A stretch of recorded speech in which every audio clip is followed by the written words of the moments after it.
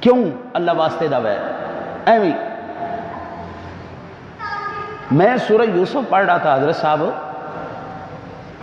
یہ بات آپ کو شاید ہی کوئی اللہ کا نیک بندہ بتائے، سنو گے تو کسی عاشق عالم سے سنو گے، ورنہ اس فقیر کے علاوہ کسی سے یہ بات نہیں سنو گے۔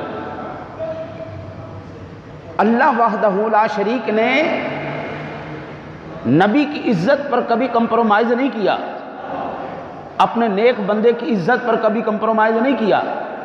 جس نے بھی اس کو رسوا کرنا چاہا اللہ نے اس کو رسوا کر کے رکھ دیا۔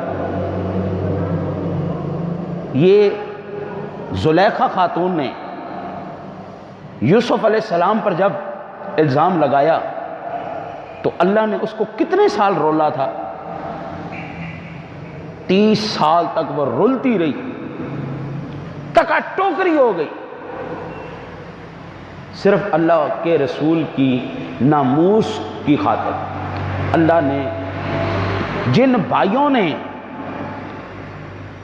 یوسف کو مصر کے بازاروں میں بیچا تھا، مصر کے بازاروں میں اللہ کے نبی کی قیمت لگائی گئی، اللہ نے 7 سال تک پوری اس قوم کو قید میں مبتلا کر دیا۔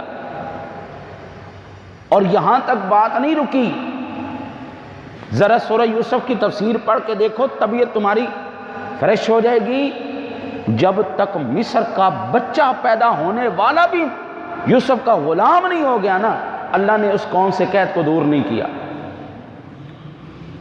من آذی ولیا فقد بارزنی بالمحاربہ، اس نے مجھے چیلنج کر دیا بھائی۔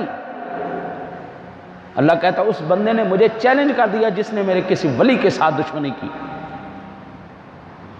ولیوں میں پہلی کیٹیگری اللہ کے رسولوں کی ہے، نبیوں کی ہے، پھر صدیقین ہے، پھر شہداء کی ہے، پھر عام اولیاء اللہ آتے ہیں۔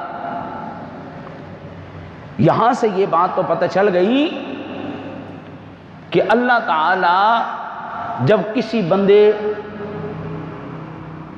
کو رسوا کرنا چاہے، ذلیل و خوار کرنا چاہے، اس کی آخرت عاقبت کو برباد کرنا چاہے تو اللہ نیک بندوں کی بدخوئی میں اس کو لگا دیتا ہے۔